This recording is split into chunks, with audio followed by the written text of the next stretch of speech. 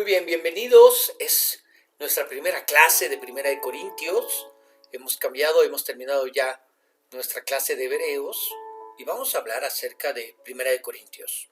Y es nuestra semana de introducción, aun cuando, vamos a ver la introducción y vamos a ver los primeros versos del capítulo 1. Pero vamos a tener una palabra de oración para empezar, pero no quería orar sin antes darte la bienvenida y decirte gracias. Gracias por esa fidelidad, gracias por ese interés, gracias por ese deseo de aprender y conocer más a nuestro Dios. Señor Dios y Padre Celestial, te alabamos y te bendecimos, te glorificamos y te honramos y te damos gracias porque podemos empezar esta nueva etapa, este nuevo libro. Dios, trae sabiduría, trae entendimiento. Habla, Señor, a través de mi vida, pero sobre todo háblanos, porque nos interesa que seas tú hablándonos. Padre, en el nombre de Jesús te lo pedimos. Amén. Muy bien, y como siempre lo digo, pluma, papel, lápiz, una actitud enseñable es lo que pues vamos a necesitar, a requerir para precisamente poder entrar en nuestro estudio. Primera de Corintios, semana 1, introducción. Y es que en ninguna otra carta en el Nuevo Testamento se nos da una imagen más práctica para aplicar la fe cristiana a los temas de la vida diaria y el trabajo que en Primera de Corintios. Si alguien se preguntaba ¿por qué esta carta? Bueno, porque es la manera de aplicar nuestra fe cristiana de una manera totalmente práctica. Algunos temas prominentes en la carta son la carrera, el llamado, el valor perdurable del trabajo, el vencer las limitaciones individuales, el liderazgo, el servicio, el desarrollo de destrezas y habilidades, que tenemos un apartado de dones, pero ese desarrollo de destrezas y habilidades, hablamos de esas destrezas y habilidades sobrenaturales a través de los dones, ¿ok? Los salarios justos, la mayordomía, que tenemos que ejercer sobre el medio ambiente y el uso del dinero y las posesiones. Son los temas que se tocan en la carta, completamente de la vida diaria, ¿verdad? Completamente de la vida diaria, de una manera práctica. La perspectiva unificada sobre estos temas se encuentran en el amor. El amor es el propósito, el amor es el medio, el amor es la motivación, el amor es el don y el amor es la gloria detrás de todo trabajo hecho en Cristo. Pablo escribió esta carta a la iglesia de Corintio mientras visitaba Éfeso. ¿Quién es el autor de la carta? Pablo. Y la escribió cuando estaba visitando Éfeso en su tercer viaje misionero, según el libro de los Hechos en su capítulo 19. Corinto y Éfeso estaban frente a frente cruzando el mar Egeo, ¿sí? Corinto y Éfeso estaban frente a frente, como podemos verlo en nuestro mapa, y lo único que los dividía era el mar Egeo. Pablo conocía muy bien a la iglesia en Corinto porque había permanecido 18 meses ahí durante su segundo viaje misionero, tiempo suficiente para darse cuenta, ¿verdad?, de la clase de sociedad que tenía, ¿ok? Estando en Éfeso se enteró de los problemas que había en Corinto. Eso lo vemos en 1 Corintios 1:11 cuando dice, porque he sido informado acerca de vosotros, hermanos míos, por los de Cloé, que hay entre vosotros contiendas, ¿verdad? Fue informado de los problemas que ahí existían. Y casi simultáneamente, una delegación de la iglesia de Corinto visitó a Pablo para pedirle su consejo en relación con las divisiones. Ahora, ¿por qué escribe Pablo esta carta? Bueno, las cartas están diseñadas especialmente para guiar a hombres y mujeres en esos agitados tiempos religiosos. Problemático, una iglesia que va empezando, hay persecución en medio de la iglesia, no podemos ejercer nuestro culto con completa y total libertad.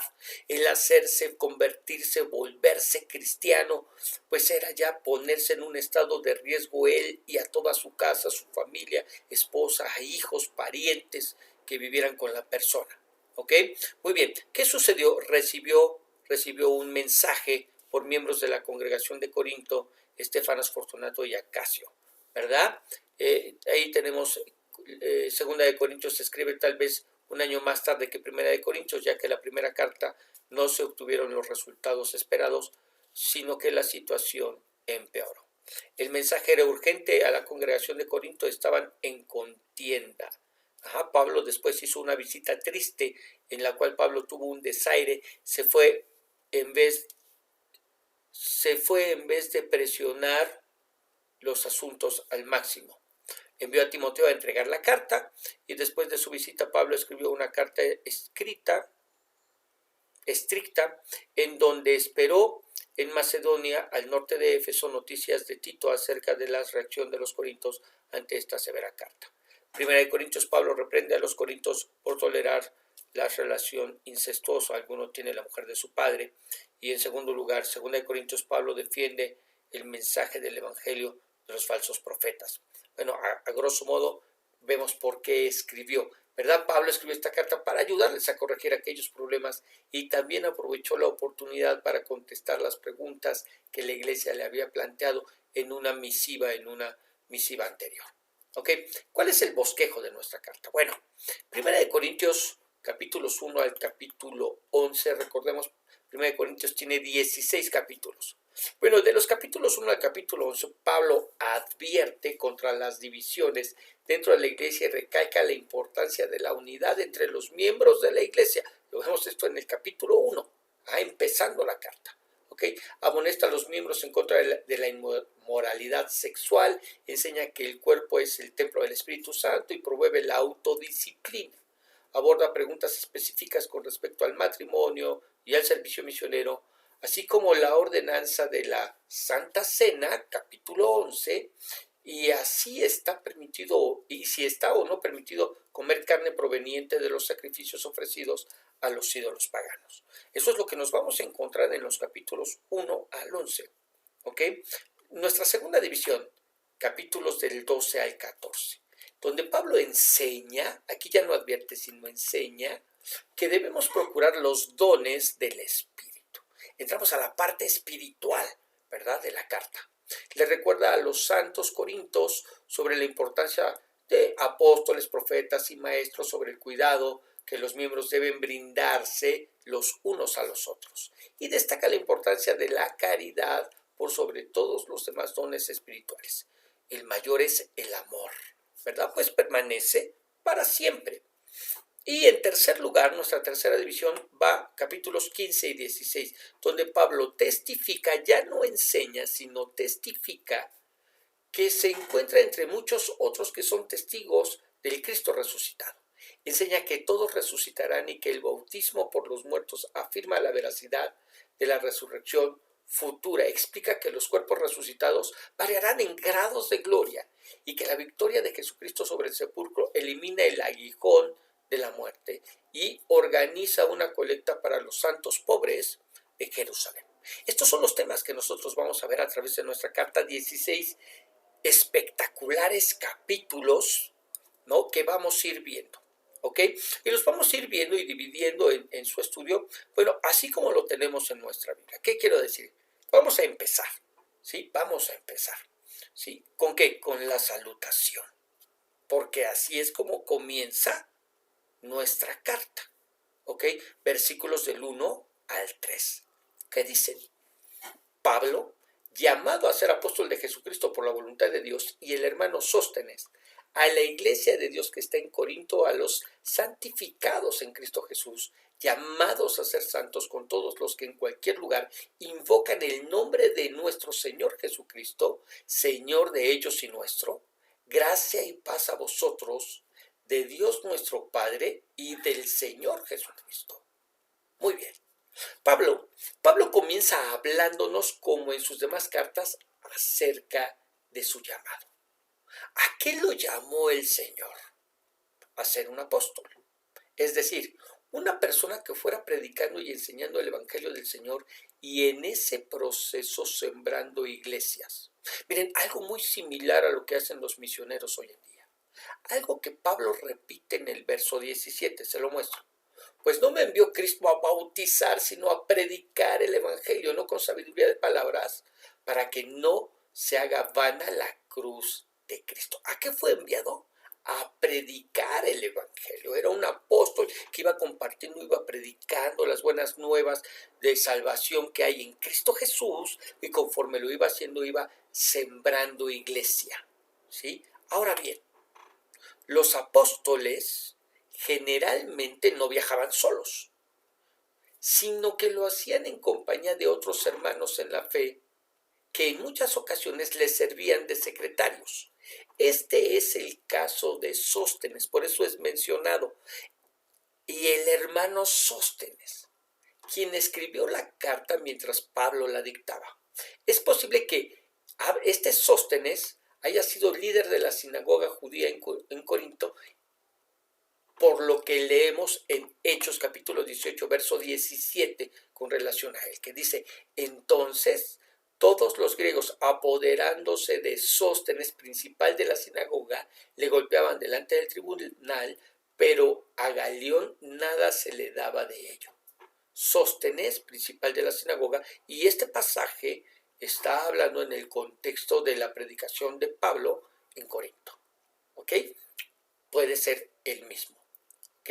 Y con toda seguridad Sóstenes era muy conocido en la iglesia de Corinto, y por eso Pablo incluye su nombre. Y es en este principio de la carta que Pablo toca el primer tema doctrinal. Comienza hablándonos de la santificación y la santidad progresiva. A los santificados en Cristo, llamados a ser santos. ¡Wow! ¿Verdad? Es decir, ¿qué nos dice? Que todos los creyentes ya hemos sido santificados, apartados y tratados como si nunca hubiéramos pecado en Cristo, pero que en este mundo vamos creciendo en santidad, en ese proceso de dejar de hacer lo malo para comenzar a hacer lo bueno. Algo de lo que como creyentes necesitamos estar bien conscientes. ¿Por qué? Porque mire, no faltará en nuestro andar cristiano que nos encontraremos con personas que nos recuerdan cómo es que la obra de Cristo no ha terminado en nosotros, y escucharemos frases como: ¿y eso qué es cristiano? ¿Y de qué te sirve tanto leer la Biblia y orar y no cambias? O: de seguro que eres de esos hipócritas que tragan santos y hacen diablos. Cristianizado, claro, ¿verdad? El dicho, ¿no? Expresiones, de verdad, expresiones, que de lo único que nos hablan es de la mala idea que el mundo tiene sobre lo que pasa al acercarse y buscar a Dios. Nadie, absolutamente nadie es transformado de la noche a la mañana, como con varita mágica. No, todos somos transformados a través de un proceso que comienza el día que le entregamos nuestras vidas al Señor, y que terminará cuando partamos, cuando nos vayamos de este mundo. ¿Ok? Ahora, ¿qué les desea después de este punto doctrinal? ¿Qué les desea a todos los hermanos? Gracia y paz. Versículo 3. Gracia y paz a vosotros. Gracia de Dios y paz de Dios. Es decir, que la ayuda de Dios siempre esté con nosotros en medio de los problemas, en medio de las dificultades, en medio de las situaciones difíciles que como creyentes estamos atravesando. Recordemos que la iglesia estaba pasando por persecución, y que en medio de esas malas circunstancias podemos tener paz. La paz de Dios que sobrepasa todo entendimiento, porque no depende de las circunstancias. No depende de si me va bien o me va mal, sino que a pesar de esas malas circunstancias, a pesar de que me va mal, para ser claros, puedo estar en paz sabiendo que todas las cosas se encuentran en las manos de nuestro Señor. Precisamente por eso el Señor Jesucristo nos dijo en Juan 14:27, la paz os dejo, mi paz os doy. Yo no os la doy como el mundo la da, que depende de las circunstancias y las situaciones. No se turbe vuestro corazón, ni tenga miedo, ¿verdad? No te turbes ni tengas miedo. Dios tiene el control. ¿Ok? Muy bien. Siguiente pasaje. acción de gracias por dones espirituales. Vamos a verlo, versos del 4 al 9. Gracias doy a mi Dios siempre por vosotros, por la gracia de Dios que os fue dada en Cristo Jesús, porque en todas las cosas fuisteis enriquecidos en Él, en toda palabra y en toda ciencia, así como el testimonio acerca de Cristo ha sido confirmado en vosotros, de tal manera que nada os falte en ningún don, esperando la manifestación de nuestro Señor Jesucristo, el cual también os confirmará hasta el fin, para que seáis irreprensibles en el día de nuestro Señor Jesucristo. Fiel es Dios, por el cual fuisteis llamados a la comunión con su Hijo Jesucristo, nuestro Señor. Mucho que explicar y poco tiempo para hacerlo. Muy bien, Pablo comienza exaltando las virtudes de nuestros hermanos y les reconoce que tienen en abundancia tanto la palabra como el conocimiento, ciencia, lo llama, ¿verdad? Ciencia, que esa palabra requiere para ser entendida. Por eso les dice, porque en todas las cosas fuisteis enriquecidos, en toda palabra y en toda ciencia, ¿verdad? En toda palabra de Dios, en la palabra del Señor y en el conocimiento que necesitamos para que esa palabra sea entendida. Pero además les dice que tienen el testimonio de Cristo confirmado en ellos, ¿verdad? Dice, así como el testimonio acerca de Cristo ha sido confirmado en vosotros. ¿De qué nos está hablando cuando habla de eso? Se está refiriendo a los dones espirituales que operaban en ellos y que vamos a estudiar en capítulos posteriores, pero aquí quiero decirte, ¿verdad?, que ellos poseían todos los dones espirituales, los 9 dones espirituales, estaban funcionando en esta iglesia de Corinto. Y por eso Pablo aprovecha para dar enseñanza acerca de los dones y lo hará. Ya lo vimos en nuestra introducción a partir del capítulo 12, ¿verdad? A partir del capítulo 12 nos hablará de los dones espirituales, pero lo va a hacer con esta iglesia porque esta iglesia sabe de lo que se está hablando, porque todos los dones espirituales se están manifestando en esta iglesia, ¿ok? Pero alto. Aquí nos enseña Pablo que los dones no están de adorno, no, sino que los dones, hablamos dones espirituales, ¿verdad?, son la confirmación del testimonio de la obra de Cristo en la cruz. A ver, lo voy a repetir. Los dones son la confirmación del testimonio de la obra de Cristo en la cruz. ¿Qué confirman? Que Cristo murió y resucitó y ascendió a los cielos y envió a su Espíritu para dar dones a los hombres. Eso es lo que confirma. ¿Y a qué debería llevarnos dicha confirmación? A vivir una vida irreprensible. Por eso el verso 8 dice, el cual también nos confirmará hasta el fin para que seáis irreprensibles. ¿A qué debe llevarnos? A ser irreprensibles para el Señor. Le explico. Miren, hay personas que creen que los dones espirituales son dados como una respuesta a la aprobación de Dios sobre sus vidas. Es decir, si Dios está de acuerdo con lo que hacen, tienen los dones. Si viven haciendo la voluntad de Dios, tienen los dones. Pero el creerlo de esa manera hace del don una recompensa, ya no un regalo, sino un premio, una recompensa a la santidad. Y no es ya un regalo de parte de Dios. Es decir, que no depende, un regalo que no depende de mi santidad, ni de mis obras, ni de mis decisiones. El don fue dado y ahí está porque fue un regalo. Ahora, ¿cuál es el problema? Que la persona al pecar y no perder el don, como ella piensa que debería suceder, esto le hace creer que Dios está de acuerdo con su pecado y sigue pecando. A ver, vamos a pensar en algo. ¿Sí? Pensamos en el don de lenguas, el más simple, el más sencillo. ¿Ok? Entonces, según el pensamiento de esta persona, el don de lenguas le vino como respuesta, ¿verdad?, a una vida de santidad, a que él está viviendo en santidad y está haciendo la voluntad de Dios. Y entonces, pues él puede orar en lenguas. Pero él peca, él falla, él falta, él ofende a Dios.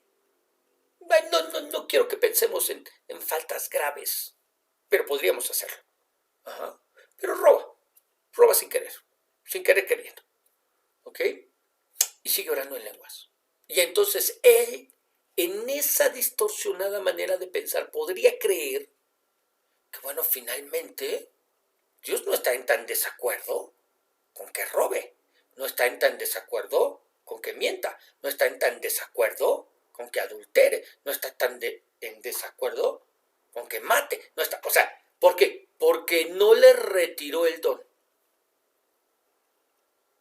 Y entonces podría llegar incluso a creer que Dios está de acuerdo con su pecado. Claro, Dios me está permitiendo porque yo me equivoqué de la mujer o del varón y ahora me ha dado una nueva mujer que sí viene de él. Mira nada más, qué padre. Y entonces sigue pecando. ¿Qué es lo que enseña Pablo? Que el tener los dones y estar seguros acerca de la obra de Cristo debería llevarnos a vivir de manera santa y piadosa, como irreprensibles ante el Señor, irreprensibles ante Dios. Nos debería llevar a vivir, pero no es la razón por la que nos fueron dadas. ¿Ok? El vivir de manera irreprensible y piadosa no es la razón por la que se nos dio el don. No es un premio. No, de ninguna manera. De ninguna manera.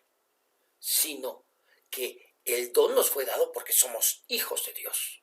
Porque es el testimonio que tenemos acerca de la muerte, resurrección y ascensión de Cristo a los cielos. Y es el arra del pronto regreso de Cristo por nosotros. ¿Ok? ¿Sí? Pero esto debería conducirnos a vivir de manera santa, piadosa, irreprensibles, como dice la Escritura, irreprensibles ante Dios, sabiendo, entendiendo que todos como creyentes fuimos llamados a tener comunión con Jesucristo. ¿Cómo? Sí, a través de la oración, que es cuando yo le hablo, y a través de la palabra, que es cuando Él me habla. Sin olvidarnos que en una iglesia que ha sido bendecida con los dones espirituales, es una iglesia que tiene que poseer más recursos para crecer en esta comunión, ¿verdad? ¿Qué quiero decir con esto? Mira, precioso, yo le hablo a Dios cuando oro y a eso fui llamado, a tener comunión con Dios.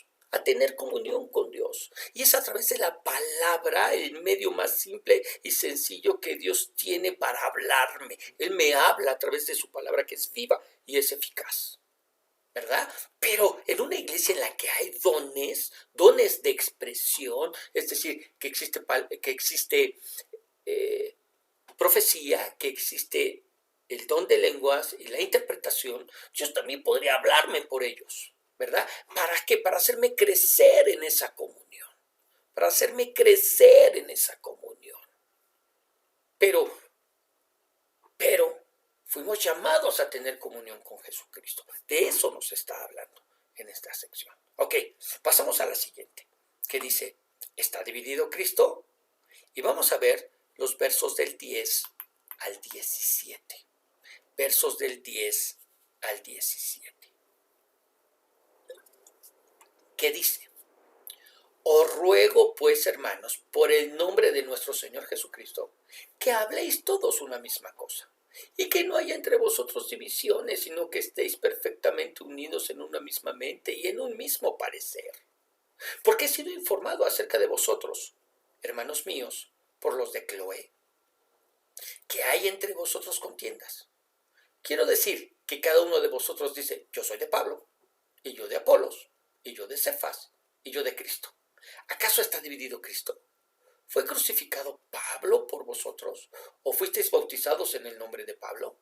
Doy gracias a Dios de que a ninguno de vosotros he bautizado sino a Crispo y a Gayo, para que ninguno diga que fuisteis bautizados en mi nombre. Bueno, también bauticé a la familia de Estéfanas. De los demás, no sé si he bautizado a algún otro.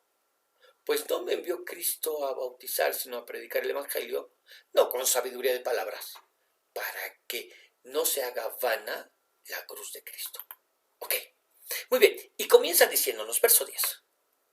Os ruego, pues hermanos, por el nombre de nuestro Señor Jesucristo, que habléis todos una misma cosa, y que no haya entre vosotros divisiones, sino que estéis perfectamente unidos en una misma mente y en un mismo parecer. ¿Qué ruega, qué anhela? ¿Cuál es el deseo del apóstol? ¿Cuál es el deseo de Pablo?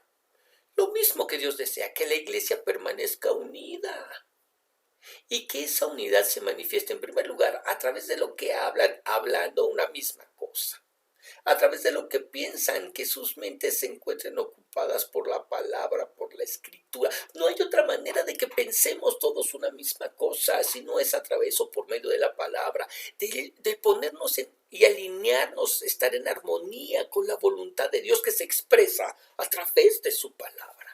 Y en tercer lugar, que esto los lleve a tener un mismo propósito, es decir, abrazar el propósito de Dios para nuestras vidas. Y que aunque parece sencillo, ya en la realidad, desgraciadamente, híjole, no lo es. ¿Por qué? Porque los hombres solemos anteponer nuestros intereses y manera de pensar. Esa es la razón por la que el apóstol todo lo direcciona a la palabra. Si estamos en la palabra, esa unidad, a pesar de nuestras diferencias, se conseguirá. Si estamos en la palabra, esa unidad, a pesar de nuestras diferencias, tenemos diferente manera de pensar, tenemos diferentes intereses, tenemos diferentes metas, ¿verdad? Tenemos diferentes propósitos, sí, pero si estamos en la palabra, esa unidad, a pesar de esas diferencias, se conseguirá. Ahora yo quiero que te preguntes, ¿qué estás haciendo para permanecer unido? ¿Qué haces para permanecer unido al cuerpo, unido con tus hermanos? Para practicar esta unidad de la cual nos está hablando el Señor. Ya estudiamos, porque ya lo vimos en uno de nuestros estudios de domingo, ¿verdad? Que necesitamos el perdón precisamente para que es el pegamento, ¿verdad? Es lo que nos permite estar unidos unos con otros. Pero ¿qué estás haciendo para permanecer unido? Te voy a decir algo, porque los de Corinto nada, verso 11. Porque he sido informado acerca de vosotros, hermanos míos, por los de Clo, que hay entre vosotros contiendas. Había problemas, había contiendas, y estos problemas habían llegado al conocimiento del apóstol a través de la familia de Cloé. Y lo primero que debe destacar es que Pablo no tuvo un solo problema en decir quién había hecho la acusación, quién había ido de chismoso, diríamos nosotros. Mira, él no dijo, se dice el pecado, pero no el pecador, hermano, ¿eh? No, de ninguna manera. Tampoco fue evasivo y dijo, alguien me dijo. Sino como en el Antiguo Testamento se pedía para sostener una acusación cuando menos 2 testigos, él habla de toda una familia como testigos, ¿verdad? Los de Cloé. Lo segundo que deseo destacar es que lo que se le dice al pastor no es chismorreo. ¿Por qué? Porque el pastor, como el que vela por las almas de su congregación, necesita saber si hay problemas en la misma y cuáles son. Es decir, debe estar informado. Nada más que quien le informe tiene que estar dispuesto a ser mencionado. O sea, nada de se lo digo, pero no diga quién fue, ¿eh? Ahora, ¿qué eran esas contiendas de las que le hablaron? Verso 12. Quiero decir que cada uno de vosotros dice, yo soy de Pablo, y yo de Apolos, y yo de Cefas, y yo de Cristo. ¿Acaso está dividido Cristo? ¿Fue crucificado Pablo por vosotros? ¿O fuisteis bautizados en el nombre de Pablo? El problema era que se habían creado divisiones, donde algunos habían considerado pertenecer a Pablo, otros a Apolos, otros a Pedro, que es Cefas, y otros decían más bien pertenecerle a Cristo. Y con claridad el apóstol les recuerda que Cristo no está dividido y que no hay razón para considerar que Pablo, a ver, déjenme ordenar mis ideas. Con claridad el apóstol les recuerda que Cristo no está dividido y que no hay razón para considerarse de Pablo, porque no fue Pablo el que murió por ellos en la cruz, sino fue Cristo, ¿no? ¿Por qué dicen yo fue crucificado Pablo por vosotros? O sea, Pablo murió por ustedes en la cruz. Y que tampoco fueron bautizados para salvación en el nombre de Pablo, sino que lo hicieron en el nombre de Cristo. De manera que a través de estas preguntas lo que busca Pablo es ubicarlos, ¿verdad? Ubicarlos. Ok. Creo que nos serviría muy bien el precisamente tomar estas preguntas. ¿Por qué? Porque a veces en ese celo que todos y cada uno de nosotros podríamos experimentar por nuestro mentor, por nuestro pastor, por la persona de la cual estamos aprendiendo, podríamos decir, no, es que yo soy de los de Armando. Y no, yo soy de los de Claudio. No, yo soy de los de Daniel. O sea, podríamos caer en eso, ¿sí? Pero la realidad de las cosas es que Cristo no está dividido. Sí, podremos tener quizás nuestros predicadores, como todos lo hacemos, todos los tenemos. Algunos por quienes nos inclinamos un poco más, nos identificamos un poco más en su predicación, pero no quiere decir que les pertenezcamos, ¿eh? ¿Ok? Muy bien. Vamos a ver el siguiente comentario. Dice, es inconcebible, según Pablo, que hayamos sido bautizados en el nombre de Pablo. Es manifiesto, pues, que el apóstol rechaza cualquier práctica semejante a las religiones de misterio paganas que identifican a las personas con el nombre de quienes las bautizaban. En los ritos paganos, el sacerdote que oficiaba en el bautismo era aceptado como el padre de la persona que se bautizaba. Inclusive, hay quienes piensan que posiblemente esta práctica hubiera llegado a inculcarse dentro de los ritos de la iglesia en Corinto. Sea esto cierto o no, patentemente Pablo rehuía cualquier práctica semejante. Por el bautismo los creyentes se identificaban con Cristo, no con la gente del bautismo. Para Pablo sería cosa horrorosa que el candidato al bautismo se bautizara en su nombre. Es decir, lo que hemos estado hablando, pero nos añade el punto de los paganos, ¿verdad? Los paganos adoptaban el nombre de quienes los bautizaban. ¿Ok? Muy bien. Y vamos a ver este otro. Dice, el argumento de los corintios había dividido a Cristo. Una figura gráfica de lo que sucede cuando en la iglesia el cuerpo de Cristo se divide. Con muchas oportunidades para adorar hoy, podríamos caer en el mismo juego de mi predicador es mejor que el tuyo. Pero esto dividiría a Cristo una vez más. Asegúrese de que su aprecio por algún maestro, predicador o autor lo guíe a un orgullo espiritual, no lo guíe a algún orgullo espiritual. Nuestra lealtad debe ser a Cristo y a la unidad que Él desea. Nada de que yo soy de Apolos y yo soy de Cefas y yo soy de Pablo, sino que todos somos y pertenecemos a Cristo. Verso 14 dice, doy gracias a Dios de que a ninguno de vosotros he bautizado, sino a Crispo y a Gallo, para que ninguno diga que fuisteis bautizados en mi nombre. También bauticé a la familia de Estéfanas.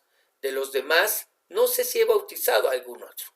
Pues no me envió Cristo a bautizar, sino a predicar el Evangelio, no con sabiduría de palabras, para que no se haga vana la cruz de Cristo. Ahora, definitivamente Pablo termina esta sección declarando que él no fue enviado a bautizar a nadie, sino más bien el encargo que se le hizo fue el de predicar, anunciar, proclamar y enseñar el Evangelio. Evangelio, buenas nuevas.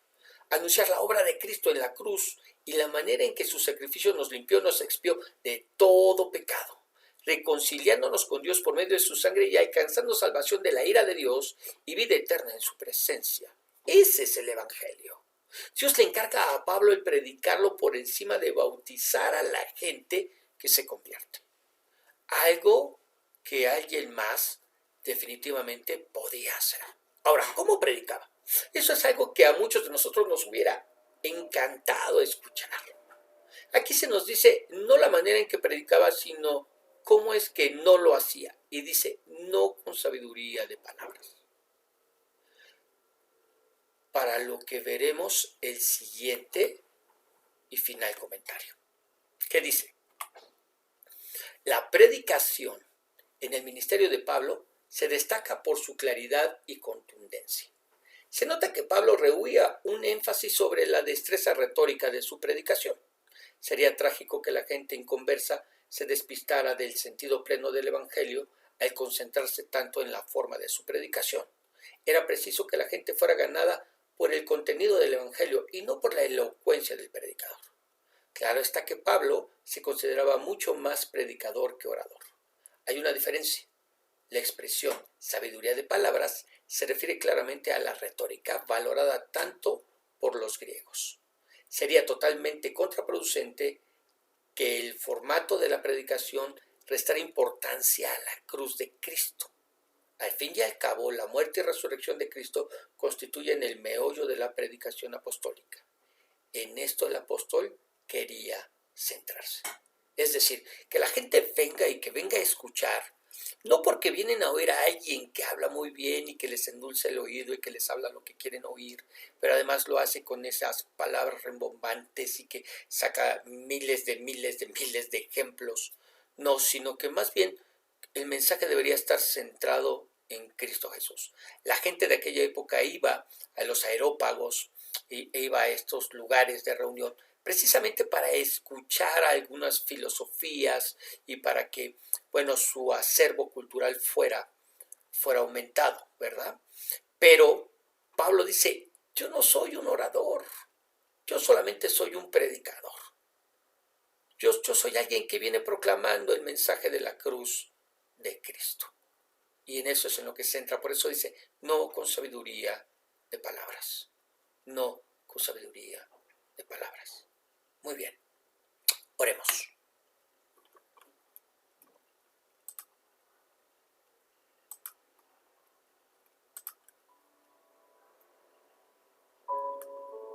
Señor Dios y Padre Celestial, queremos alabar y queremos bendecir tu nombre. Queremos darte gracias, Dios, por esta primera clase y por lo que tú nos has enseñado a través de ella. Gracias porque sí, definitivamente son temas prácticos. Temas de los que podemos ser testigos de la necesidad de ser enseñados hoy en día. En el nombre de Jesús, háblanos. Y que esto que hemos visto, Señor, nos ayude a no ser parte del problema, sino parte de la solución. Que podamos entender que nuestros ojos, nuestra fe, debe ser puesta en Cristo Jesús, no en sus ministros, no en esos santos hombres de Dios. Sí, sí, Señor, pero que solamente son instrumentos de tu gracia y gloria. Dios, en el nombre de Jesús, ayúdanos. Ayúdanos como cuerpo tuyo. Y Padre Celestial, que esas divisiones que hay, Dios eterno, puedan ser derribadas y quitadas. En el nombre de Jesús te lo pedimos. Amén. Y amén. Muy bien, precioso, que el Señor te bendiga, que el Señor te guarde, que el Señor siga haciendo resplandecer su rostro sobre ti y te dé paz. Y lo único que me resta decirte es, nos estamos escuchando todos los días a través del devocional diario. Y recuerda que el día domingo tenemos enseñanza. El Señor te bendice.